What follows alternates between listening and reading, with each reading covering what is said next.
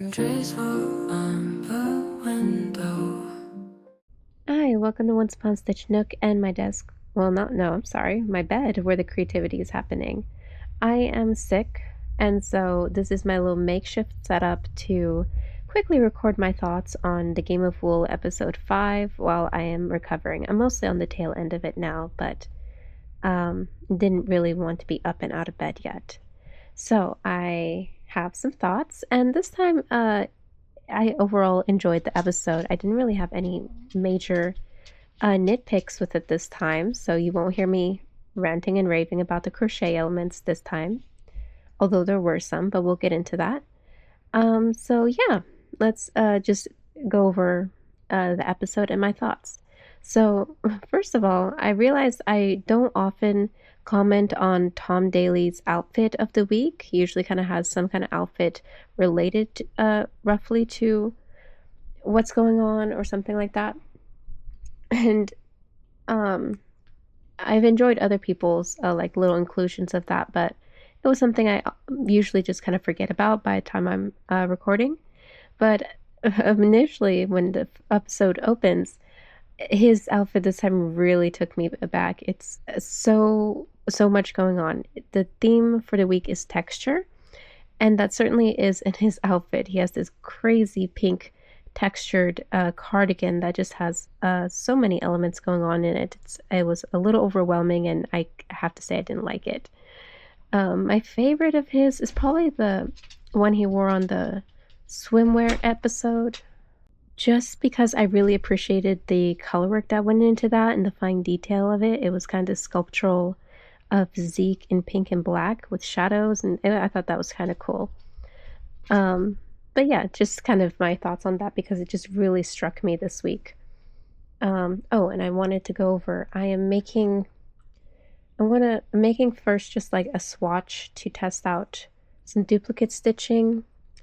This is the motif that's going to go on it. I tried working on a rough digital version of that.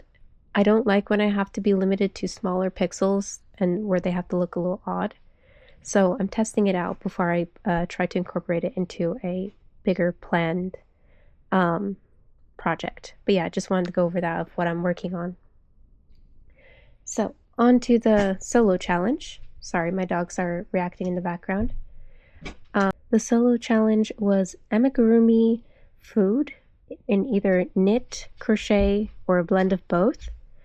And they wanted it to be textured, realistic, so not cute amigurumi. They did emphasize they want realistic and more amigurumi in the sense of it's very sculptural and shape-like, as has become known to be what we call amigurumi.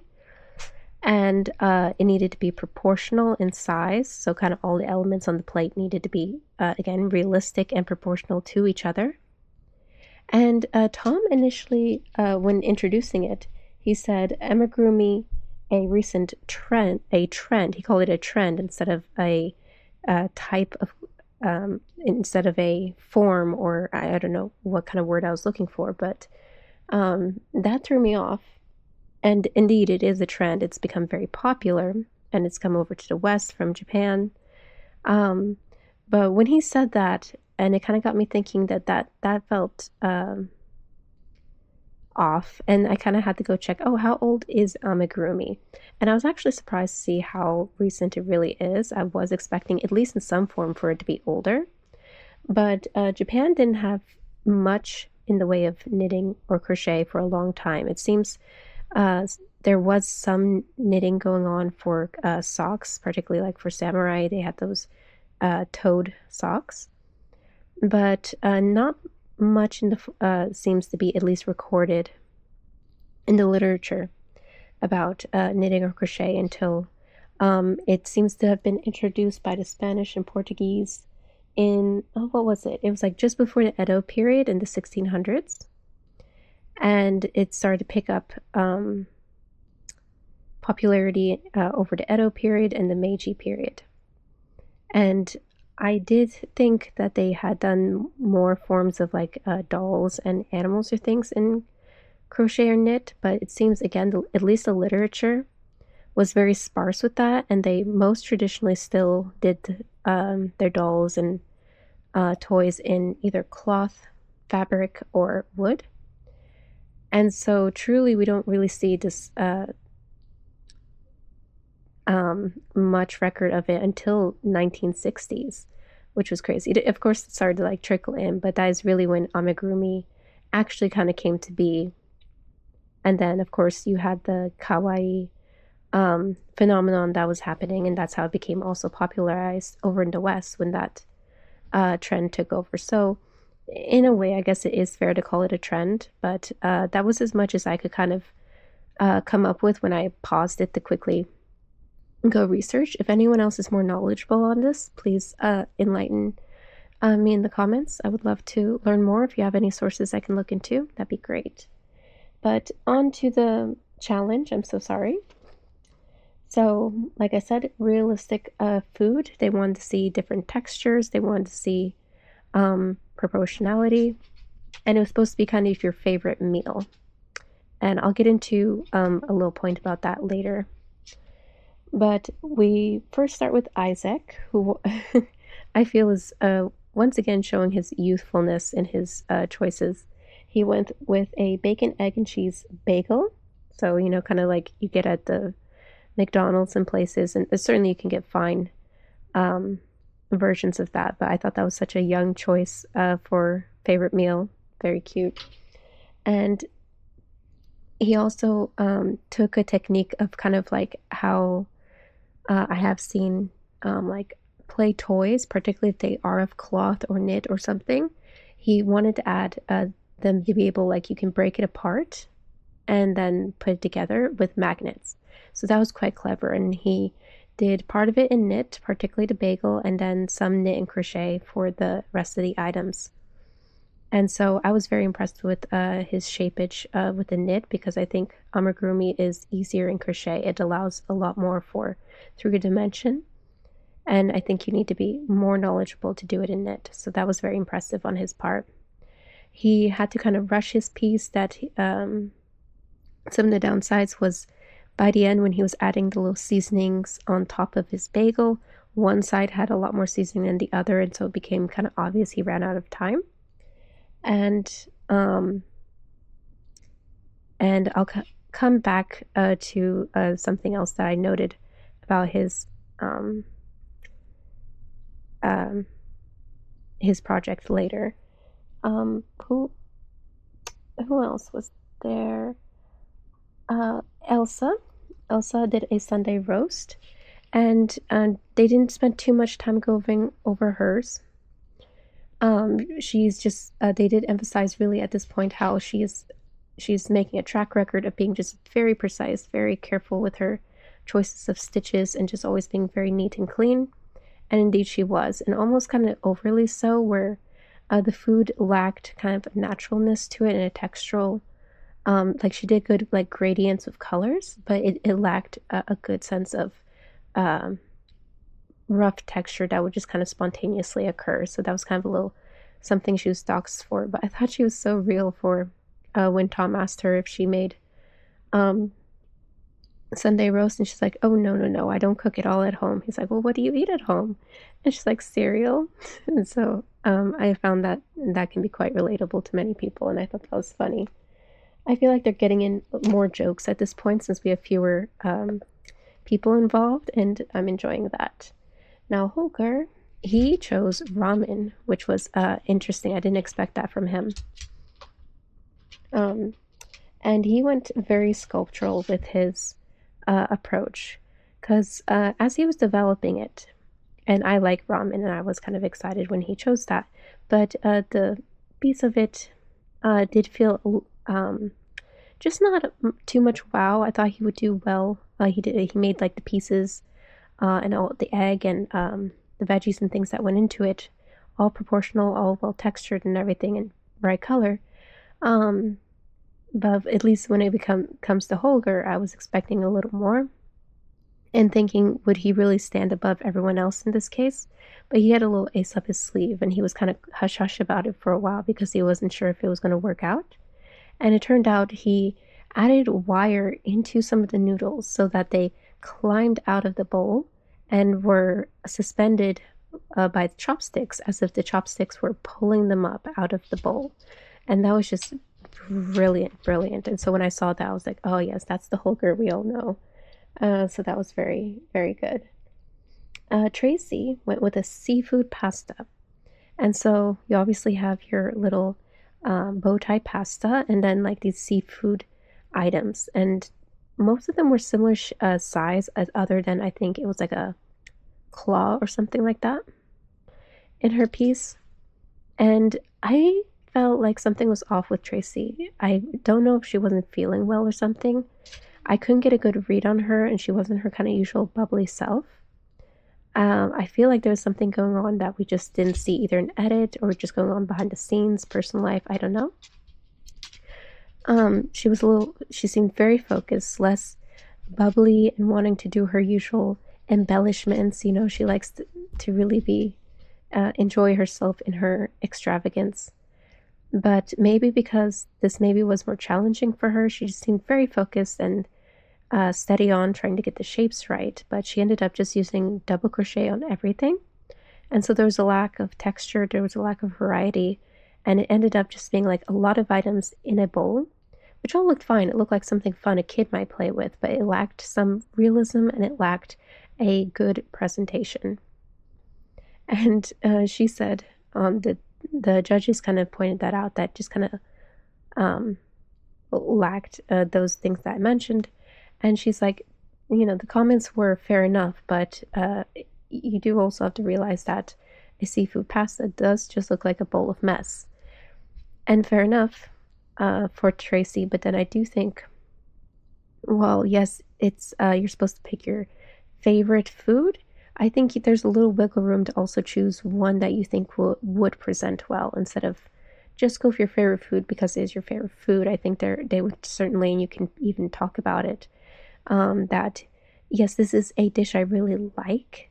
Maybe it's not your absolute favorite, and you thought it would do well for showcasing your skills or stitches or something you wanted to try. Again, I don't know if Holger's favorite food really is ramen or not. That stood out to me. So I don't know if he chose it for his vision or if it's his favorite food. I don't know. So I kind of felt bad for Tracy in that regard. Let's see. Lydia. Lydia did a pie and mash. And I didn't really have much thoughts on hers. The overall presentation and pieces I wasn't very excited about. They looked just kind of fine. And the most noted part, they did like how she made her pies, and they had a little textured and the rimming that felt like a little pie that had been cooked. But her mash, so her potatoes, were just kind of these over lumps. And if you had just presented those to me, I wouldn't know that they're supposed to be potatoes, which, to be fair, is a very hard sell.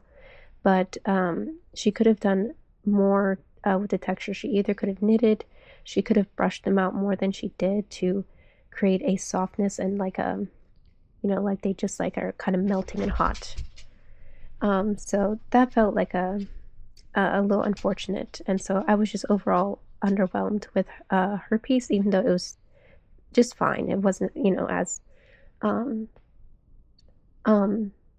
there's not as much, I guess, to necessarily, I don't like the word criticize Tracy's, just that I did see problems with Tracy's. Lydia's problem was just in the mash, while her other two things, it was she had peas, which were quite cute and well done and added color, and then her pies, which her pies were well done, so it was just fine. Then we have Simon. Now Simon has gotten himself a track record and got himself almost cast off last week, I think it was, because of his struggle with crochet. And particularly, he keeps free-forming crochet, which he pointed out that wing it has a negative connotation, and he didn't want to view it as such or present it as such. He thinks freeform shows a little more that you're adapting and adjusting things as you go, and then that's kind of what he's trying to do. And I do, freeform is certainly a valid form to do. I have freeformed a lot in my time, and certainly when it comes to amigurumi, I freeformed a whole rat bag, so I had to freeform the whole head and everything, so I definitely get it. But I was worried that he was choosing to freeform again, and he did try to do a mix of freeform and planning, and I think he either tested it out or planned it out more this time, because he made just a masterful presentation of all his items, and he really showed off to the judges his freeform when it came to his bacon, because he did get a very realistic bacon where it had the twists, it had like different texture throughout, where it's does the little bubble on one side where it gets thinner on one side, and just mixing up the stitches, and then embroidered kind of fat going through it. And they saw that while he was working on it and commented on it and really liked it. So when it came to Isaac's bacon in his bagel, which was not as detailed, it didn't have as much variation, but clearly looked like bacon, I think, to me, as far as, made bacon. I think they had a bias against it. They commented on the color, and then it didn't have quite the right shape, and they kept the verbiage kind of vague. And I was just thinking, like, it's not like Simon's, is kind of what they were saying. And yes, by contrast, it certainly was, but it nagged me a little bit.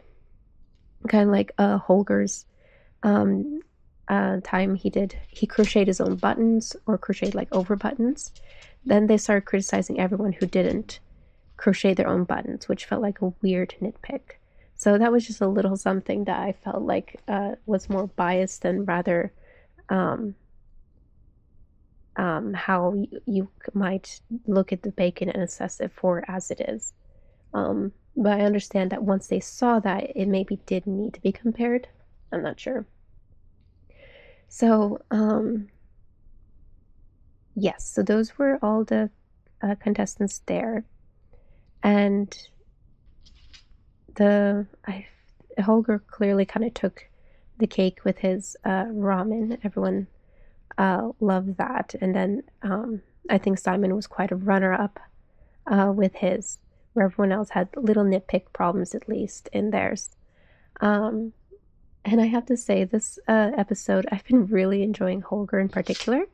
He's been a fan favorite for a while now, but again, since we're getting in more jokes and things as we go along, I'm getting to we're getting more clips of kind of his reactions and thoughts, and it's just very good. And particularly his banter and relationship with Simon seems to be growing, and is fun to see. So much that when they were working on their food and we're talking kind of about Simon's egg, they mentioned that oh yeah, and Isaac's making an egg too, and he's putting a magnet in it, because he at the time, at least how they edited it, he was telling Tom about that, his plans to put a magnet in his egg. And Holger was saying, kind of distractedly as he was working, he's just putting the magnets in his bagel, I think, kind of to encourage maybe Simon that his egg was just fine. And he's like, no, in his egg too. He's like, is he? And just like the look was just so fun to see on this serious man. And as well as in the team challenge, Simon is teamed up with Elsa. No, he's not teamed up with Elsa. Elsa's teamed up with Holger. Simon is teamed up with Lydia, who is kind of serious and hasn't taken well to his jokes. I don't think they get on quite as well as he and Holger. And he kind of comes over to mess with Holger and kind of wants to, chummy up, visit with him, and kind of flips over the couch and sits on his wool, which they joke about, but also like to get a look at what they were working on, and then kind of reports back to Lydia. So again, the dynamics are really fun, and Holger in particular, I just kind of kept making me smile through the entire thing, the way he's able to really shine with his jokes. And Tracy, again, just kind of seemed out of it. I don't know what was going on with her. Maybe we'll hear more backstory about her later. And one more thing I was noticing is we seem to be getting a little more from the judges as far as like comments and everything. So again, it probably is due to we're having more time with fewer people to get through, that they're able to keep in more edits of the judges and their comments and things. So that has been good to see, and I think showing the judges in a better light of what they're after. Again, I think there's some inconsistencies with their way of judging, but I think that's also a fair way to judge. Sometimes it is just subjective. I used to do goat showing, and often just kind of came down to if you knew that judge particularly liked a style of body form in a goat, you knew that they were going to rank them higher in the showmanship. Now, onto the teen challenge, which was a textured slouchy cardigan. They needed a minimum of 3 stitch types. They needed to adapt a basic slouchy cardigan, so they gave them a basic pattern to adjust and like work in their choice of stitch types and cables and things. I'm always curious if are they given like a set time to plan, or is the planning that we see also part of the time they work on it? I'm really curious about that because I feel like it should be the former, that there's a set time for them to kind of plan out and then the actual work happens. Um, Otherwise, yeah, that would feel a little unfair to me. Anyway, so Tracy and Isaac were paired together. And again, Tracy not insisting so much on kind of what she wanted as she has in past. She seemed a little out of it and took Isaac's lead. Isaac is becoming very predictable. He loves doing some kind of form of like decal slash color work, and in the theme of texture, he decided or wanted to try doing a smiley face on the back of the cardigan, where it would be stockinette, and then the outline of the smiley face would be reversing it and having pearls to come out a bit and create this textured smiley face. So that means most of the back isn't actually textured, but it provides this canvas for the texture to come out and make the smiley face. Then you have cables on the sides of the back going into the front, and then they did a bubble stitch sleeve, which Tracy hadn't done bubble stitch before, and so that became another area of danger in their cardigan, where she had to quickly learn to do bubble stitch, and it can be tricky. I haven't done it before, partly because I don't care for the look too much, but apparently you need to drop a stitch and then pick it up later. And so you tell me, because I like doing cabling, and at this point I'm skilled enough that I don't use a cable needle. So you would put stitches onto a needle and leave it in the back or the front to then bring back later. I will just either leave them loose and work and then pick them up again, or I'll shift them onto one of my needles and push them around that way. So I don't tend to use a cable needle anymore. I just kind of used it when I was learning. So I don't know if this is a case where it would have been helpful to put her dropped stitches on cable needles. I don't know if that was available. If anyone knows, let me know. But she unfortunately did drop some stitches, and so when the judges were appraising it, they did see that the stitches were dropped, and that meant the sleeve would kind of unravel over time. So that was unfortunate. They also didn't especially love the smiley face for the theme of texture. They really wanted a lot of texture and thought that was, I guess, a lot of real estate that was missed to utilize texture. So that wasn't quite what they were going for. So again, kind of a subjective thing. It was textured, but not in the way that they kind of wanted. So they were kind of docked some points for that and came in third place. Then we have Holger and Elsa.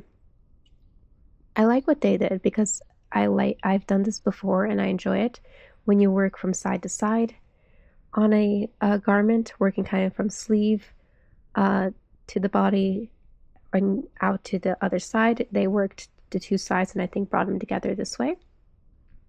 And they chose not only to do that different kind of construction, but also to each side was going to have entirely different stitches. They were just doing a fest of stitches and then even different cables that were going to line up the top to pair things together. And I thought that was really cool and just giving it a lot of just so much texture. Now when it came to sewing it up, Holger accidentally sewed it kind of backwards, I think, so that the inside, his was the wrong side in. So his wrong side was facing out where Elsa's was facing right side. And then, if you flipped it around, it's vice versa. And so they decided not to undo it because they lacked the time. It was better to have a full piece. Now, they were kind of praised for that being the case. When the judges realized it, it took them a while. First, they were just very admiring all the texture, and then they realized, oh, there was an inverse cable. And so they flipped the cardigan and realized, oh, it can work as a reversible. And since they kind of can't ask the teams until they've judged, they didn't know if it was a mistake or intentional, and kind of realized even if it's a mistake, this works to like really like they made the most of texture, that you got texture on inside and out. And then, so again, even if it's a mistake, it actually kind of goes to the benefit of the challenge or of the criteria that they were given. So they did make a mistake, but it worked in their benefit, to their benefit. The other team was Simon and Lydia. And as mentioned, I found it funny how Simon went and wanted to kind of hang out with Holger even through the team challenge, but it was also like a dual mission to go spy on the others. Because Simon and Lydia, they went a little more traditional with their choice, and I think they did the minimal number of textures required. They had kind of these big cables coming over the body, which were very nice. They had the ribbing, they had honeycomb sleeves, and I'm not sure if they had anything else at the time.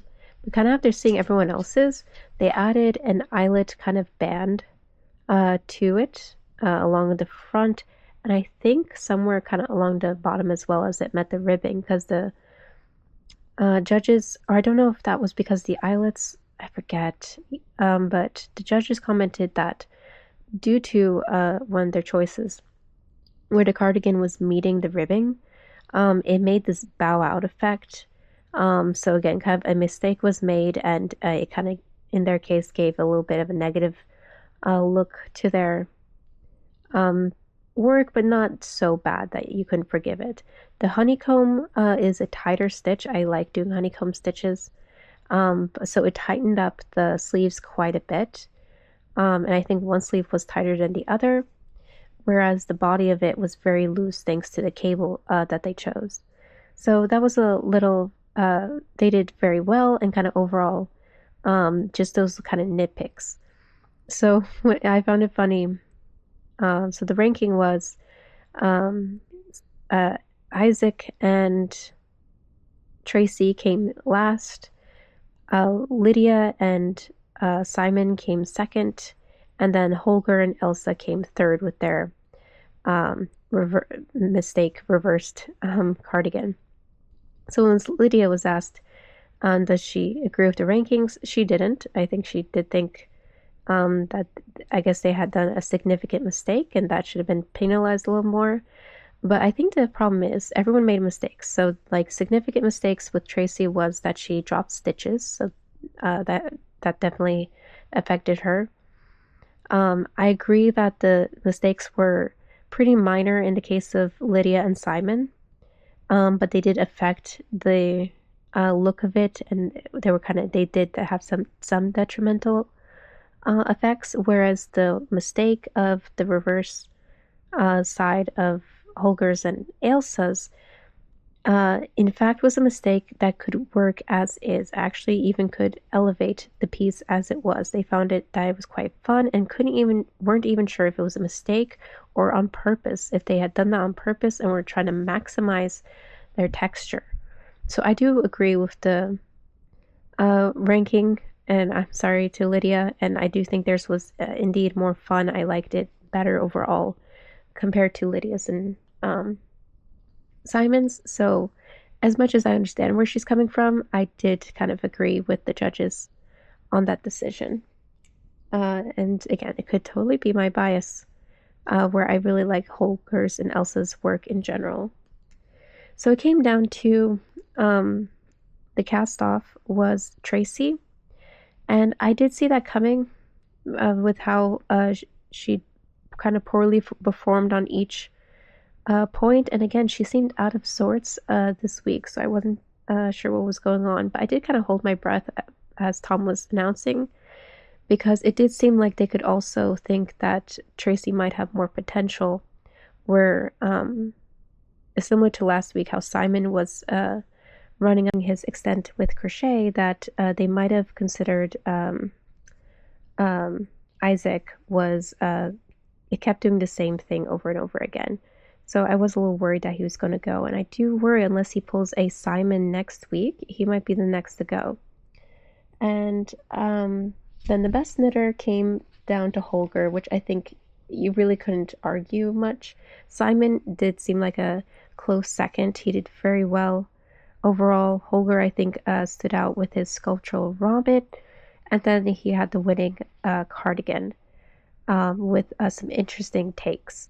So it is fair, though I felt bad for Simon as he's the only one now without a badge, and he really did want a badge. They kind of emphasized that through the episodes, so that was a little sad. So I hope he does get to get one.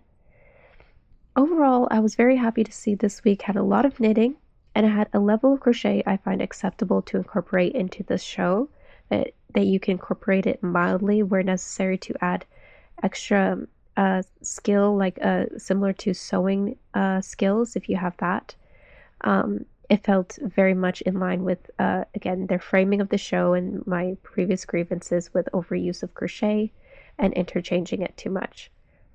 So I did enjoy it, and we got to see a lot of techniques and different stitches this time, which, as a knitter, I really appreciated. I felt like I learned something from it. That was very cool to see. So I really appreciated that.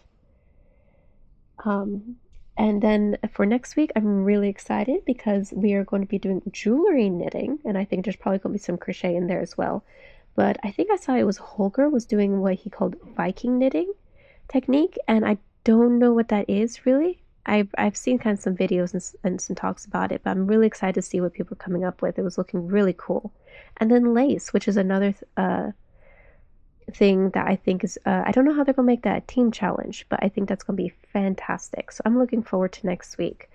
That's also looking something very in line with what I would like to see, and looks like it's going to be more knitting than necessarily crochet. Although we'll see, because I do think crochet does very well for lace, so maybe it will be crochet. I'm not sure. We'll just have to see. But either way, the topics in themselves, I'm really looking forward to. So those are my thoughts. Let me know all your thoughts. I would love to continue discussion if you're watching, or if you're just kind of checking the recap videos like mine and others. Let me know, and let me know of any insights that you got or that you have about the amigurumi thing. That'd be really helpful. Till next time.